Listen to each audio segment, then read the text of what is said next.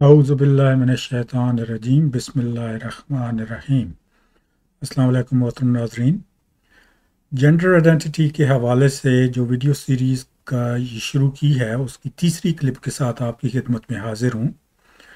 जैसा पहले ज़िक्र कर चुका हूँ कि ये क्लिप्स जो हैं ये एक तसलसल से हैं, तो इनको अगर आप तरतीब से देखेंगे तो फॉलो करने में आसानी होगी। गो कि ये क्लिप्स जो हैं तालीम आमा के लिए हैं, लेकिन इनमें काफ़ी टेक्निकल वर्ड्स और लैंग्वेज भी इस्तेमाल की गई है, क्योंकि मेरी ख्वाहिश है कि ये वीडियो क्लिप्स जो हैं प्रोफेशनल्स तक पहुंच सकें, यानी हेल्थ प्रोफेशनल्स हो गए, लॉयर्स हो गए, जो भी पॉलिसियां बनाने वाले हैं या जो कानून साजी करने वाले हैं, जो शरीयत के हवाले से जो एकेडमिशियंस हैं, तो काइंडली इनको आगे शेयर करें और दूसरों तक पहुंचाने की कोशिश में मेरी मदद करें। शुक्रिया। आज जो है वो थोड़ा सा मैं बात करना चाहूँगा कि पाकिस्तान के हवाले से जो जिनसी डेवलपमेंट की बीमारियां या आवारिस हैं उनकी शरह तनासब क्या है आबादी के हिसाब से, और उन लोगों के जो ज़ाती और माशरती मसाइल क्या हैं। तो आए शुरू करते हैं। जैसा कि पिछली वीडियो क्लिप्स में ज़िक्र किया है कि ये जो आवारिस हैं इनकी रेशो डिसऑर्डर की टाइप के ऊपर डिपेंड करती है। कुछ डिसऑर्डर्स हैं कि जो तकरीबन हर 1000 पैदाइश में एक बच्चा जो है वो अफेक्ट होता है, और कुछ आवारिस हैं कि जो तकरीबन हर 50-70 हज़ार या 1 लाख पैदाइश में एक बच्चा अफेक्ट होता है। उमूमी तौर पर जो वारिस ऐसे हैं कि मर्द जो है वो ज़नख़ा बन जाए या हिजड़ा बन जाए, उनकी तनासब उन वारिस की निस्बत कि औरत जो है वो नामुकम्मल औरत हो या उसमें मर्दाना करैक्टरिस्टिक्स पाए जाएं, बहुत ज़्यादा है। यानी हिजड़ा या ज़नख़ा होने का चांस बहुत ज़्यादा है इस निस्बत से कि औरत जो है वो मर्दाना बन जाए। ये आपके सामने चंद कॉमन जो डिसऑर्डर्स हैं उनकी रेशोज़ इस टेबल में हैं, और ये वेस्टर्न ममालिक से हैं जहाँ पे ये रिसर्च हुई है। पाकिस्तान में इस हवाले से कोई डाटा नहीं है, तो मैं जो है वो स्टेटिस्टिकल मेथड से पाकिस्तान में जो नंबर है उसको उसका कुछ तयन करने की कोशिश करता हूँ। ये नंबर मफरूज़ी है क्योंकि सही हमारे पास डाटा नहीं है। तो अगर हम औसत लगाएं कि तकरीबन हर 2000 पैदाइश में एक बच्चा, एक पैदाइश इस तरह की डिसऑर्डर से अफेक्ट हो रहा है, तो WHO के मुताबिक पाकिस्तान में 2020 में जो पैदाइश की शरह थी वो 27 पैदाइशें फी 1000 आबादी के हिसाब से थी। यानी 2020 में औसतन अगर आप 1000 बंदों का एक मोहल्ला जो है वो उसको चुन लें तो उस साल उस मोहल्ले में 27 पैदाइशें हुई थी। तो इस तनासब के हिसाब से 2020 में पाकिस्तान में तकरीबन 3000 बच्चा जो है ऐसा पैदा हुआ होगा कि जिसको जिनसी डेवलपमेंट की कोई डिसऑर्डर होगा। तो ये इंसिडेंस रेट हो गया। तो इंसिडेंस से प्रेवलेंस जो है वो डिज़ीज़ की जो स्पैन है उसके हिसाब से हम कैलकुलेट करते हैं, या जो सर्वाइवल रेट है उसके हिसाब से हम कैलकुलेट करते हैं। तो औसतन जो है उस हिसाब से अगर हम कैलकुलेट करें तो पाकिस्तान में तकरीबन 1.5 लाख बंदा जो है वो जिनसी डेवलपमेंट के आवारिस के साथ है। और अगर ये नंबर थोड़ा सा लोअर साइड पे है, अगर हम इसका डबल भी समझ रहे हैं या इवन 10 गुना भी समझ रहे हैं, तो 22 करोड़ की आबादी में अगर 4-5 लाख बंदे हैं कि जो इन आवारिस से रह रहे हैं, तो वो एक इंतहाई छोटी अकलियत है।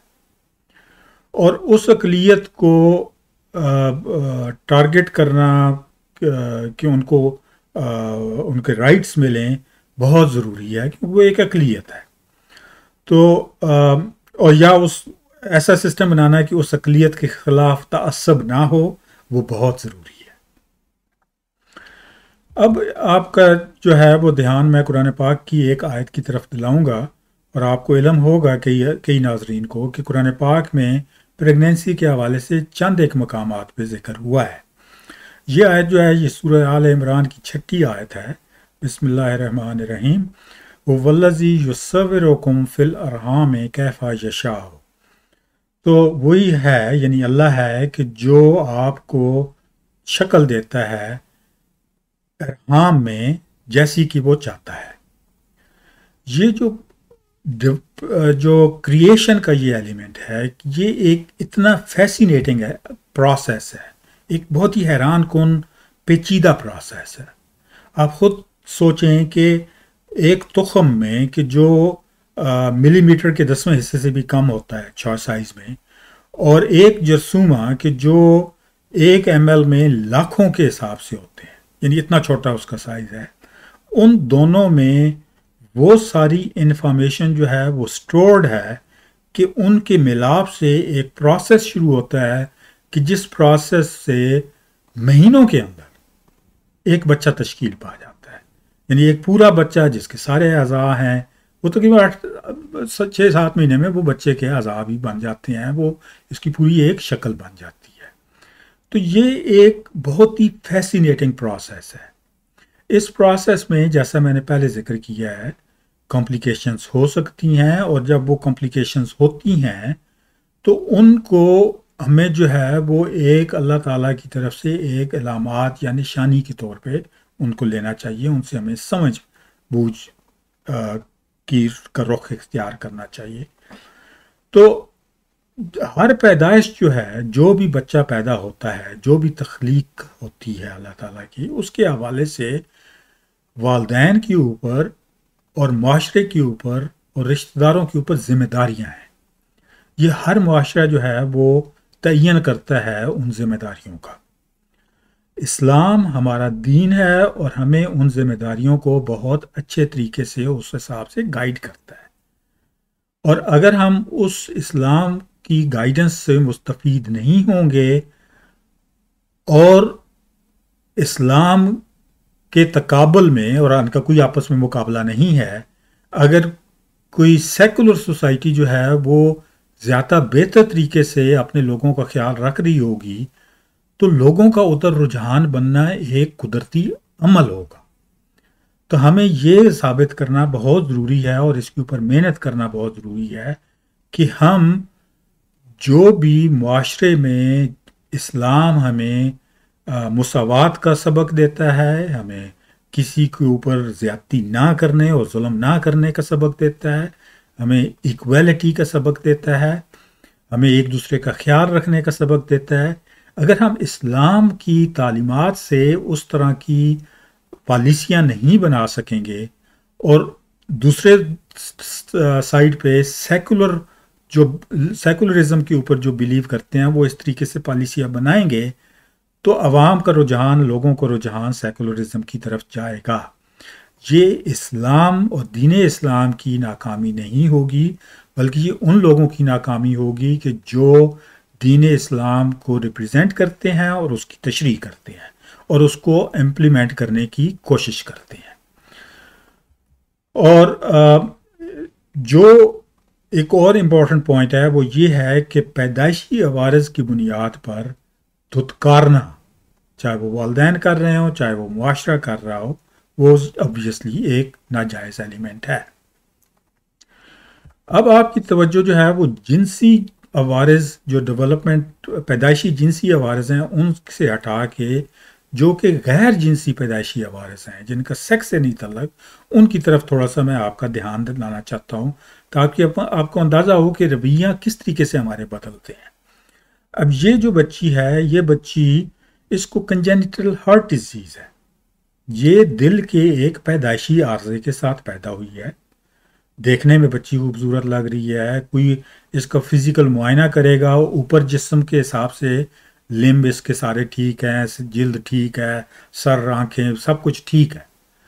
ایکو کے ذریعے پتہ چلے گا یا ہارٹ کے طریقے ٹیسٹ کے ذریعے پتہ چلے گا کہ اس کو کنجینیٹل ہارٹ ڈیزیز ہے، اور ان کی علامات سے پتہ چلے گا کہ اس کو ہارٹ ڈیزیز ہے۔ اب جن والدین کے پاس یہ بچی پیدا ہوئی ہے، کیا وہ اس کو دھتکار دیں گے یا اس کے علاج کی کوشش کریں گے؟ کیا معاشرہ اس بچی کو جو ہے وہ دھتکار کے سائڈ پہ کر دے گا، یا معاشرہ اس کے علاج کی طرف جو ہے معاونت کرنے کی کوشش کرے گا. اسی طریقے سے یہ جو بچہ ہے اس کو کلیفٹ لپ ہے، عام بیماری ہے. آپ میں سے کئی نے اس طرح کے بچوں کو دیکھا ہوگا یا سنا ہوگا جس میں بچے کا لپ جو ہے وہ کٹا ہوتا ہے اور ساتھ ہی بعض دفعہ تالو بھی کٹا ہوتا ہے. اب اس بچے کی بھی والدین جو ہیں وہ کیا کریں گے؟ وہ اپنے وسائل کا پورا استعمال کریں گے کہ اس بچے کی سرجری ہو سکے. بہت سارے جو ہیں وہ ڈیولپنگ کنٹریز میں پروجیکٹس شروع کیے ہوئے ہیں کہ جن کے ذریعے وہ ایسے بچوں کی سرجریاں کروا رہے ہیں، کیونکہ ایسا بچہ اگر اس طرح کے حلیے کے ساتھ بڑا ہوگا اس کو زبان کے مسئلے ہوں گے، اس کو نفسیاتی مسئلے ہوں گے، اس کے معاشرے میں کوئی اس کو توجہ نہیں دے گا، اس کو نوکری لینے میں دشواری ہوگی. تو اس کے لیے ان ساری چیزوں کو ٹیکل کرنے کے لیے آرگنائزیشنز ہیں وہ کام کر رہی ہیں، ان کی مدد کرنے کی کوشش کر رہے ہیں، اور والدین بھی اس میں بھرپور طریقے سے وہ کریں گے. ایک اور مثال عام ہے نسبتاً، اور اس کو اردو میں ڈاؤن سنڈروم کو مجھے نہیں علم کیا کہتے ہیں، لیکن یہ بچے جو ہیں یہ دینی طور پر کافی کمزور ہوتے ہیں، ان میں جسمانی جو ہیں وہ عیب بھی ہو سکتے ہیں. اب اگین یہ جس فیملی میں پیدا ہوگا ان کو مایوسی بھی ہوگی، ان کو تکلیف بھی ہوگی، لیکن وہ اس کو دھتکاریں گے نہیں، وہ اس کا حتی الامکان خیال رکھنے کی کوشش کریں گے. جو خاندانی طور پہ یا معاشرتی طور پہ جب ہم کسی پیدائشی نقص کو والے بچے کو دھتکارنا شروع کر دیتے ہیں یا اس کو سائیڈ لائن کرنا شروع کر دیتے ہیں، وہ اسٹگما کی وجہ سے ہوتا ہے. جنسی جو پیدائشی عوارض ہیں ان کا مسئلہ یہ ہے کہ وہ جنس کے ساتھ کنیکٹڈ ہے، اور جنس عموماً جو ہے چونکہ ایک ایسا ٹاپک ہے کہ جس کے اوپر بات کرنا مشکل ہوتا ہے، جس کے ساتھ اسٹگما اٹیچڈ ہے، تو اس واسطے جو جنسی عوارض والے لوگ ہیں ان کے ساتھ ہمارا فٹافٹ وہ اسٹگما کی وجہ سے وہ رویہ جو ہے وہ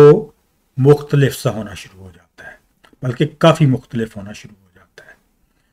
تو ان عوارض کے جنسی عوارض کے جو بچے ہیں اور جو بڑے ہوتے ہیں ان کے بھی ویسے ہی حقوق ہیں کہ جیسے اس تصویر میں اس سلائیڈ میں جو یہ بچے ہیں ان کے حقوق ہیں. اور یہ معاشرے کی اور قانون ساز لوگوں کی ذمہ داری بنتی ہے، اور شریعہ والوں کی جو شریعہ کو امپلیمنٹ کرنے کی اور اس کو پروموٹ کرنے کی کاوش کر رہے ہیں، ان کی ذمہ داری بنتی ہے کہ وہ اس چیز کو اگنور نہ کریں. اب مختصراً میں تھوڑے سے جو مسئلے ہیں جنسی ڈیولپمنٹ کے عوارض کے لوگوں کے شخصی اور معاشرتی مسائل ہیں ان کی طرف توجہ دلانا چاہوں گا. تو ایک تو یہ ہے کہ ان لوگوں میں دماغی کمزوری اور دماغی بیماریوں کا چانس زیادہ ہوتا ہے. لگ بھگ 20-25% لوگ جو ہیں جو جنسی ڈیولپمنٹ کے عوارض کے ساتھ پیدا ہوتے ہیں ان میں دماغی کمزوری ہوتی ہے. ساتھ ہی ساتھ ان لوگوں کو دیگر جو جسمانی بیماریاں ہیں کچھ وہ کامن ہوتی ہیں، اور یہ صرف ایکس کروموسومز کے ریلیشن سے نہیں ہے. جو دوسرے کروموسومز کے ڈس آرڈر کے بچے ہیں، جیسے پچھلی سلائیڈ میں ڈاؤن سنڈروم والا بچہ میں نے آپ کو دکھایا ہے، ان میں بھی دماغی کمزوری بھی ہوتی ہے اور جسمانی عوارض بھی زیادہ ہوتے ہیں. لیکن یہاں پہ ہائی لائٹ یہ کر رہا ہوں کہ یہ ان کی زندگی کے لیے یہ دشواریاں پیدا کریں گے. ساتھ ہی ساتھ جو جنسی ڈیولپمنٹ کے عوارض والے بچے ہیں ان کو خاندان میں دھتکار ملتی ہے، ان کو خاندان میں پیار نہیں ملے گا، ان کو ایسی صورتیں بھی ہوں گی کہ جس میں والد خصوصاً جو ہے وہ بچے سے بات ہی نہیں کرے گا، ان کو اسکول کی طرف کسی کا رجحان نہیں ہوگا کہ ان کو اسکول میں داخل کروایا جائے. تو ان کو اپنے گھر کے اندر بھی جسے وہ کہتے ہیں نا کہ سیکنڈ سٹیزن کے طور پہ ایلین کی طرح ٹریٹ کیا جائے گا. اور میں سارے خاندانوں کی نہیں بات کر رہا، بعض خاندان بالکل انسانی لحاظ اقدار کا خیال رکھتے ہوئے ایسے بچوں کا خیال رکھتے ہیں. میں ایک جنرل سوشل ٹرینڈ کی بات کر رہا ہوں. اسی طریقے سے جو معاشرہ ہے، معاشرے میں یہ ایکسیپٹڈ نہیں ہے. حالانکہ ان بچوں کا جو کہ بعد میں بڑے بھی ہو جائیں تو چلو ان اشخاص کا اپنا تو کوئی قصور نہیں ہے، بلکہ قصور ہے تو باقی سوسائٹی کا ہے، کیونکہ ان میں سے کافی ایسے ہیں، کم از کم 20-30% ایسے ہوں گے کہ جن کو اگر بچپن میں پیدائش کے ابتدائی سالوں میں مدد مل گئی ہوتی تو ان کو اور زیادہ آسانی ہوتی اپنی ایک ان کا سیکشل ڈیولپمنٹ ڈس آرڈر بھی شاید ٹریٹ ہو گیا ہوتا، اور ان کی جو جینڈر آئیڈینٹی کے ایشوز اگر بعد میں ابھرنے ہیں وہ بھی کم ہو گئے ہوتے۔ تو معاشرہ جب ایکسیپٹ نہیں کرے گا تو یہ جو گروپ ہے یہ اس کو رائٹس ملنا جو ہے وہ مشکل ہوگا۔ چونکہ یہ لوگ جو ہیں یہ ان کی تعلیم کم رہ جاتی ہے، ان کو معاشرے میں تعلیم کی اور باقی اپرچونٹیز نہیں ملتی، ساتھ ہی ساتھ ان کے اپنے ذہنی اور جسمانی مسائل بھی ہوتے ہیں، تو یہ غربت اور مشکل کی زندگی گزار رہے ہیں۔ اور اسلامی معاشرے میں جو بھی غربت اور مشکل کی زندگی گزار رہا ہے، اسلامی تعلیمات ہمیں کہتے ہیں کہ ہم صرف یہ نہیں کہ ان کا خیال رکھیں بلکہ ہم ان کا آگے بڑھ کر مدد کرنے کی کوشش کریں۔ یتیموں کے لیے جو گائیڈ لائنز ہیں، جو مسکینوں کے لیے گائیڈ لائنز ہیں، جو غرباء کے لیے، فقراء کے لیے ہمیں اسلام گائیڈ کرتا ہے، تو یہ لوگ بھی وہی ایک نگلیکٹڈ غریب گروپ جنرلی بن رہا ہے ہمارے ملک کا، تو ان کا خیال رکھنا بہت ضروری ہے، اور یہ کم از کم ان کو ایکویلٹی اور ان کے رائٹس جو ہیں ان کو دینا بہت ضروری ہے۔ اور آخری پوائنٹ جو ہے وہ یہ ہے کہ یہ پورا جو سیٹ اپ ہے، کوئی بھی گروپ چاہے وہ دماغی عارضے کے مریض ہوں، چاہے وہ غربت ہو، چاہے وہ لیک آف اپرچونٹیز ہوں، جب بھی یہ ساری چیزیں اکٹھی سٹرائک کرتی ہیں تو اس گروپ میں یا سوسائٹی کی اس حصے میں چوری چکاری بڑھتی ہے، بدکرداری بڑھتی ہے، نشہ آور سبسٹنس کا استعمال بڑھتا ہے، اور اس کے اوپر ویسٹرن کنٹریز سے ہمارے پاس کافی لٹریچر ہے کہ یہ کیوں ہوتا ہے۔ تو اگر ہم ان کو ایک نگلیکٹڈ گروپ رکھیں گے تو ظاہر ہے ان میں بھی وہ جو بری عادتوں اور برے بیہیویئرز جو ہیں ان کا چانس زیادہ ہوگا۔ اس ٹاک کے حوالے سے یہ والی ٹاک یہاں ختم ہو رہی ہے، لیکن جیسا میں نے پچھلی ٹاک میں ذکر کیا تھا کہ میں ہر ٹاک کے آخری سلائیڈ میں اگلے ٹاپک کا ذکر کر دیا کروں گا، تو انشاءاللہ اگلا جو ٹاپک ہے وہ جنسی ڈیولپمنٹ کے عوارض کے حساب سے ایک اسلامی معاشرتی کلاسیفیکیشن میں سجیسٹ کروں گا، تاکہ جو شریعہ کے حوالے سے کام کر رہے ہیں ان کو یہ عوارض سمجھنے میں آسانی ہو، اور جب وہ شرعی معاملات کو اپلائی کرنا چاہیں تو وہ اس کے ساتھ اپلائی کر سکیں۔ کائنڈلی یہ ویڈیوز آگے شیئر کریں۔ بہت شکریہ۔ اللہ حافظ۔